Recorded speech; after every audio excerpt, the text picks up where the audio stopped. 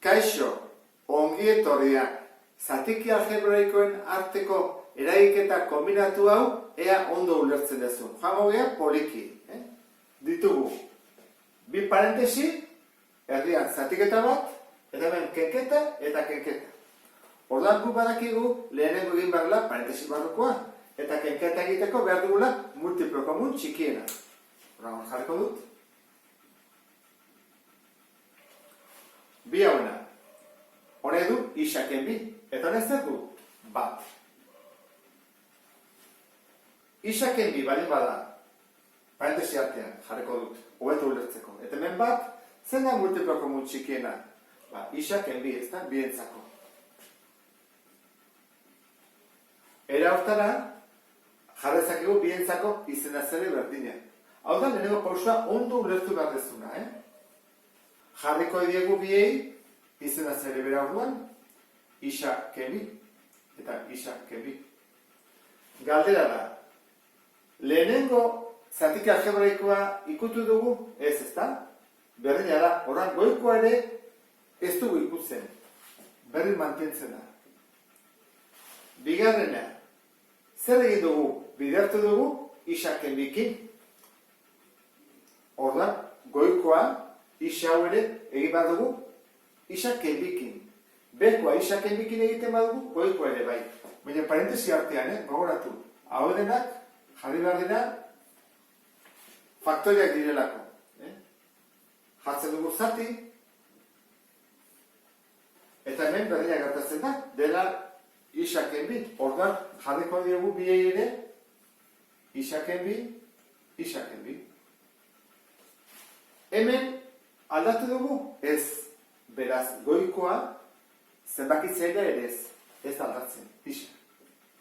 Eta hemen, bat zegoen, zein dugu bider isaken bi, goikoa ere bider isaken bi.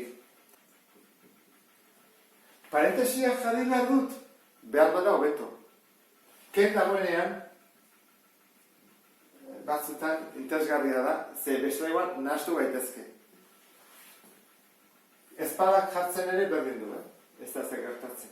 Kenketarekin jarraitzeko izena zele berdina lortu dugulako jartzen dugu bakarra, isaken bi, eta goian dugu.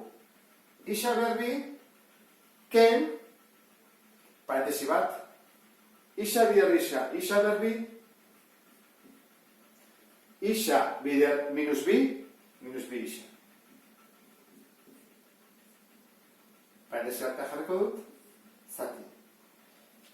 Ikusten duzu parentesia jartzen dudela, Esan baiazu zergatik. Batez ere, kenketak iten dulako ikurrak aldatu. Eta ez badugu jartzen batzutan nasko egiten geralako. Horatu behar dugu, honek hemen ikurrak aldatzen dituela. Horatik jarri dut parentesia. Eta hemen ere bai. Parentesia, biei isaken bi jartzen diet, horrean aurrean dago isa, ken, eta parentesia, ezta? Isa, ken bi. Poliki-polikia ginez, pauso guztiak emanez. Buruz egin detezke batzuk, baina zuk hobeto ulertzeko horrela egingo dugu. Horren badakizu zer egin behar den? Barruko parentesia horkendu. Eta gehituko ditzaguke horrela. Isa berbi. Ken isa berbi.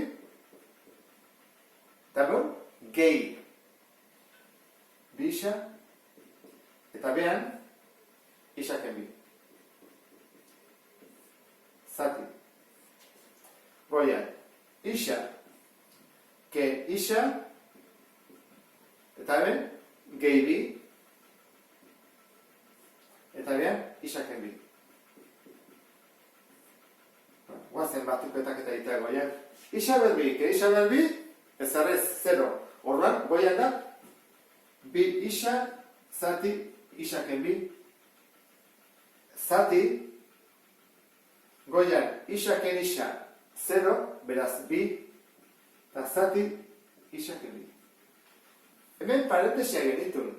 Orduan, parentesia hauek egin daitekena da, gu dugunean horrela, egin daiteke goian parentesi bat, eta behan beste parentesi bat. Orduan, hori dengo dudana. Goian jarriko dut hori parentesia? Ez daulako batuketa eta kenketarik. Hemen bai jarriko dudala parentesia.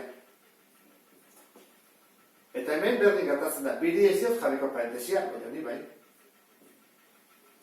Galdera da, zatiketa nola egiten da? Bi ira daude, bada horrela egitea, bi isa, bider, isaken bi, goraka, edo bezala, honei, alderantzizko jarri ditzen, eta bideratzen horrela. Horrela, izagotzake horrela, erabat, bi isa, bider,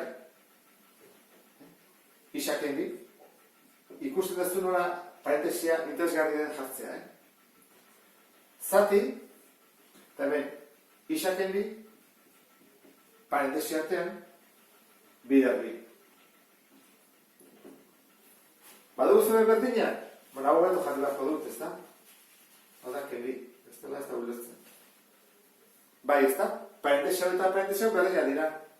Ken ditut. Gehiago, bai, bi bidertzatitzen, kanpora. Eta ze geditzegu isa. Orduan, hasieran genuen zatiketa hau, eta da isaren baliokidea. Eta hola, amaituko genuke. Beste bat arte, agur.